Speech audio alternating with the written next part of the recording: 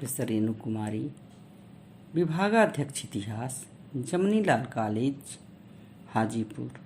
मैं आज TDC part first के विद्यार्थियों को प्राचीन भारतीय इतिहास के साहित्यिक स्रोतों के बारे में बताने जा रही हूँ। इतिहास में तिथि क्रम का भी महत्व होता है। साहित्यिक स्रोत वंश तालिका एवं तिथि क्रम के साथ साथ तत्कालीन राजनीतिक, सामाजिक, आर्थिक एवं धार्मिक अवस्था पर प्रकाश डालने में अधिक सहायक होते हैं। साहित्यिक स्रोत दो प्रकार के होते हैं, देशी साहित्य एवं विदेशी साहित्य। देशी साहित्य को पुनः दो वर्गों में विभाजित किया जा सकता है, धार्मिक साहित्य एवं धर्मेतर साहित्य। धार्मिक साहित्य का अध्ययन निम्नांकित 3 श्रेणियों के अंतर्गत किया जाता है: ब्राह्मण साहित्य, बौद्ध साहित्य और जैन साहित्य। ब्राह्मण साहित्य के अंतर्गत वेद, वेदांग, स्मृति, महाकाव्य एवं पुराण इत्यादि धार्मिक ग्रंथ आते हैं।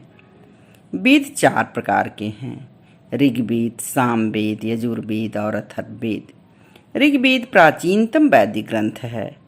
इससे हमें पूर्व वैदिक कालीन लोगों के राजनीतिक, सामाजिक, आर्थिक एवं धार्मिक जीवन की जानकारी प्राप्त होती है। सामवेद में उन ऋचाओं का संग्रह है जिन्हें पुरोहित यज्ञ के समय गाते थे। यजुर्वेद में यज्ञ विधियों का संग्रह है। इससे उत्तर वैदिक युग की राजनीतिक, सामाजिक एवं धार्मिक जीवन की भी जानकारी प्राप्त होती है। अथर्ववेद में जादू टोना, मंत्र, ताबीज, चिकित्सा, धनुर्विद्या इत्यादि का जिक्र मिलता है। प्रत्येक वेद की अलग अलग ब्राह्मण ग्रंथ हैं। ऐतरेय और कौशिक की ब्राह्मण ऋग्वेद से, शतपथ ब्राह्मण और तैत्तिरीय ब्राह्मण यजुर्वेद से, पंचविंश, षड्विंश तथा जैमिनीय ब्राह्मण सामवेद से तथा गोपथ ब्राह्मण अथर्ववेद से संबंधित है। ब्राह्मण ग्रंथों से हमें उत्तर वैदिक कालीन आर्यों के प्रसार एवं उनके सामाजिक, धार्मिक एवं आर्थिक जीवन के बारे में जानकारी प्राप्त होती है। अरण्यकों से यज्ञों और धार्मिक अनुष्ठानों के अतिरिक्त दार्शनिक प्रश्नों की भी जानकारी प्राप्त होती है। उपनिषदों ने अरण्यकों के दार्शनिक विचारधारा को आगे बढ़ाया। इनमें सृष्टि, जीव, आत्मा, परमात्मा, ईश्वर, परलोक, कर्म संबंधी प्रश्नों पर विचार किया गया है। उपनिषदों में ईश, केन, कठ, छंदोग्य, मुंडक, ऐतरेय, तैत्तिरीय, बृहदारण्यक, मैत्रेयायनी, कौशिकी महत्वपूर्ण हैं। वेदों का अर्थ समझने के लिए वेदांगों की रचना की गई। वेदांग 6 हैं: शिक्षा, कल्प, व्याकरण, निरुक्त, छंद और ज्योतिष। स्मृति में राजा के अधिकारों और कर्तव्यों से लेकर जनसाधारण के सामाजिक, आर्थिक तथा धार्मिक विधानों की चर्चा है। यज्ञबालक के, नारद तथा पराशर के स्मृतियों से गुप्त काल के सामाजिक एवं धार्मिक जीवन पर प्रकाश पड़ता है। साहित्यिक स्रोत में महाकाव्य की भी महत्वपूर्ण भूमिका होती है। हिंदू धर्म के अंतर्गत रामायण और महाभारत 2 महाकाव्य हैं। वाल्मीकि द्वारा रचित रामायण में आदर्श राज्य तथा राजा के कर्तव्यों पर प्रकाश डाला गया है। महाभारत की रचना वेद व्यास ने की है। इसका मुख्य विषय कौरव पांडव संघर्ष है, किंतु इसमें राज्य की उत्पत्ति, राजा के अधिकार एवं कर्तव्य, मंत्री परिषद एवं अन्य पदाधिकारी, सामाजिक संस्थाएं एवं नियम, आर्थिक व्यवस्था, वाणिज्य, व्यवसाय इत्यादि का भी वर्णन मिलता है। इसमें यूनानियों और सीथियनों जैसी विदेशी जातियों का भी उल्लेख मिलता है। पुराणों की संख्या 18 है। पुराणों से प्राचीन राजवंशों एवं राजाओं के चरित्र पर प्रकाश पड़ता है। पुराणों से शिशुनाग वंश, नंद वंश, मौर्य वंश, शुंग वंश, कण्व वंश, आंध्र सातवाहन वंश तथा गुप्त वंश के प्रशासनिक, धार्मिक, आर्थिक तथा सांस्कृतिक जीवन के संबंध में महत्वपूर्ण सूचनाएं प्राप्त होती है। ब्राह्मण साहित्य के अतिरिक्त बौद्ध साहित्य भी प्राचीन भारतीय इतिहास के प्रमुख साहित्यिक स्रोत हैं। ब्राह्मण ग्रंथों के समान ही बौद्ध धर्म ग्रंथों से भी प्राचीन भारतीय इतिहास पर व्यापक प्रकाश पड़ता है। बौद्ध साहित्य से हमें न केवल प्राचीन भारत के राजनीतिक, सामाजिक और सांस्कृतिक जीवन के बारे में जानकारी प्राप्त होती है, अपितु भारत का विदेशों के साथ सांस्कृतिक संबंध का भी ज्ञान प्राप्त होता है। बौद्ध साहित्य 3 प्रकार के हैं: जातक, त्रिपिटक और निकाय। जातक से गणतंत्रों, नागरिक जीवन, प्रशासनिक व्यवस्था, अस्पृश्यता, दासों की स्थिति तथा व्यापार वाणिज्य के प्रसार की जानकारी प्राप्त होती है। त्रिपिटक 3 हैं: सुत्त पिटक, इसमें महात्मा बुद्ध के उपदेशों का संग्रह है। विनय पिटक में बौद्ध संघ से संबंधित नियमों की चर्चा की गई है। अभिधम्म पिटक में बुद्ध के उपदेशों की दार्शनिक विवेचना की गई है। त्रिपिटक एवं जातक ग्रंथों के अतिरिक्त कुछ अन्य बौद्ध ग्रंथों से भी भारतीय इतिहास पर प्रकाश पड़ता है। मिलिंद पन्हा नामक ग्रंथ से मिनेंडर के समय की सामाजिक एवं धार्मिक स्थिति के विषय में जानकारी उपलब्ध होती है। दीपवंश एवं महावंश से मौर्य काल के विभिन्न पहलुओं पर प्रकाश पड़ता है। अंगुत्तर निकाय में 16 महाजनपदों का वर्णन मिलता है। इसी प्रकार आर्य मंजूश्री मूल कल्प में गुप्त सम्राटों का वर्णन है। इसके अतिरिक्त अशोकावदान, अवदान शतक, बुद्धचरित, सौंदरानंद, ललित विस्तर, महावस्तु आदि से प्राचीन भारतीय इतिहास के विभिन्न पहलुओं की जानकारी प्राप्त होती है। जैन साहित्य। बौद्ध ग्रंथों के समान जैन ग्रंथ भी पूर्णतया धार्मिक होते हुए भी ऐतिहासिक दृष्टि से काफ़ी महत्वपूर्ण हैं। आचारांग सूत्र में जैन धर्मावलंबियों के आचार नियमों का उल्लेख किया गया है। भगवती सूत्र से महावीर के जीवन से संबंधित जानकारी प्राप्त होती है। उबास गदा साओ सूत्र में जैन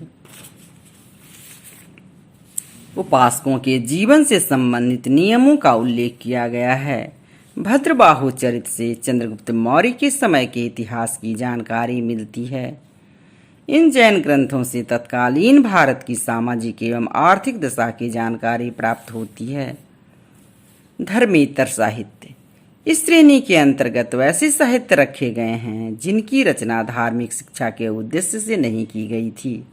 ऐसे ग्रंथों में कौटिल्य का अर्थशास्त्र अत्यधिक महत्वपूर्ण है। अर्थशास्त्र में मौर्यकालीन प्रशासनिक व्यवस्था, समाज एवं अर्थव्यवस्था पर प्रकाश डाला गया है। धर्मनिरपेक्षा साहित्य में पाणिनि की अष्टाध्यायी विशेष महत्वपूर्ण है। इससे हमें मौर्यकाल के पूर्व के भारत की राजनीतिक, सामाजिक तथा आर्थिक जीवन की जानकारी मिलती है। विशाख दत्त का नाटक मुद्रा राक्षस, सोमदेव का कथा सरित सागर और क्षेमेंद्र की बृहत कथा मंजरी मौर्यकालीन इतिहास की जानकारी देता है। कमंदक के नीतिसार से गुप्तकालीन राजतंत्र की जानकारी प्राप्त होती है। कालिदास रचित मालविकाग्निमित्र में पुष्यमित्र व यवनों के मध्य हुए संघर्ष का उल्लेख है। गार्गी संहिता में भारत पर यवनों के आक्रमण का उल्लेख है। इसी प्रकार हर्षचरित, राजतरंगिणी, नवसाहसांक चरित, गौडबाहो, विक्रमादेव चरित तथा पृथ्वीराज रासो जैसी धर्मनिरपेक्ष रचनाओं से प्राचीन भारतीय इतिहास के विभिन्न कालों की जानकारी प्राप्त होती है। तमिल साहित्य से हमें दक्षिण भारत के तत्कालीन सामाजिक एवं धार्मिक जीवन की जानकारी मिलती है।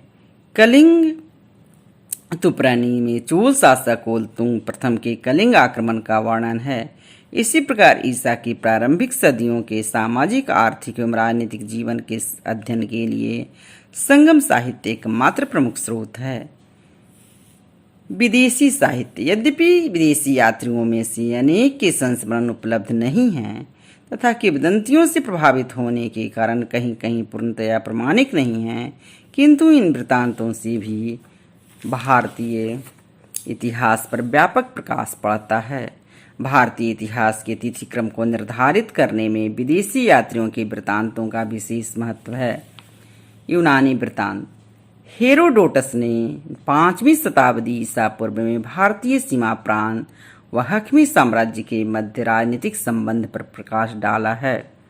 टेसियस ने भी अपनी रचना में भारत के विषय में लिखा है।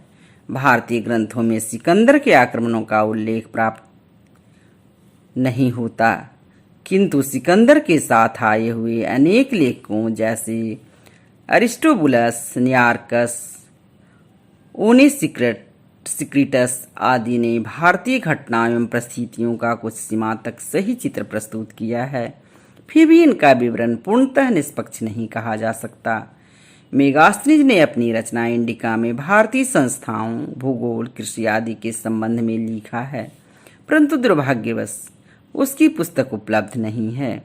उसकी पुस्तक के कुछ उद्धरण यूनान के प्राचीन लेखकों एरियन, स्ट्रैबो व जस्टिन आदि की रचनाओं में मिलते हैं।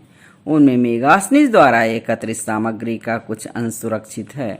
इसी प्रकार टॉलेमी का भूगोल एवं प्लिनी की नेचुरल हिस्ट्री प्राचीन भारतीय इतिहास जानने के मुख्य साधन हैं। चीनी वृत्तांत। सुमा चीन का प्रथम इतिहासकार था जिसकी ग्रंथ से भारत पर प्रकाश पड़ता है। इसके अतिरिक्त फाहियान, हुएसांग एवं इसिंग के यात्रा वृत्तांत से भी भारत की राजनीतिक, सामाजिक, आर्थिक तथा धार्मिक दशाओं का ज्ञान प्राप्त होता है।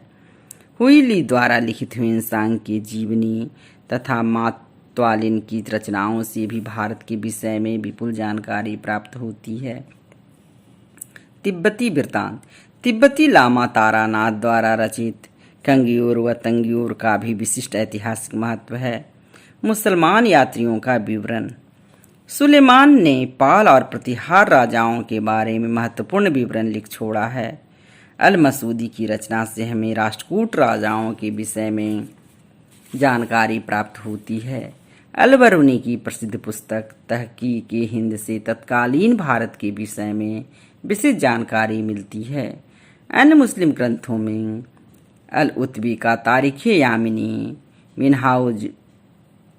मिन्हाजुद्दीन का तबकाते नासिरी, निजामुद्दीन का तबकाते अबकारी, हसन निजामी का ताज उल मुआसिर और फरिश्ता का तारीख़ फरिश्ता महत्वपूर्ण है। इस प्रकार स्पष्ट है कि उपरोक्त विदेशी यात्रियों के वृत्तांत भारत की भौगोलिक, राजनीतिक, धार्मिक, सामाजिक एवं आर्थिक परिस्थितियों पर प्रकाश डालते हैं तथा इतिहास की विभिन्न समस्याओं को सुलझाने में सहायक बनते हैं। इतिहास लिखते समय पुरातात्विक एवं साहित्यिक दोनों स्रोतों की आवश्यकता होती है। दोनों साक्ष्यों के आलोक में आधुनिक इतिहासकार अतीत की विचारधारा का ध्यान रखकर अपने मन में उस काल का परिवेश तैयार करता है और उपलब्ध साक्ष्य के आधार पर उस परिवेश के अनुरूप तत्कालीन समाज का चित्र प्रस्तुत करता है। धन्यवाद।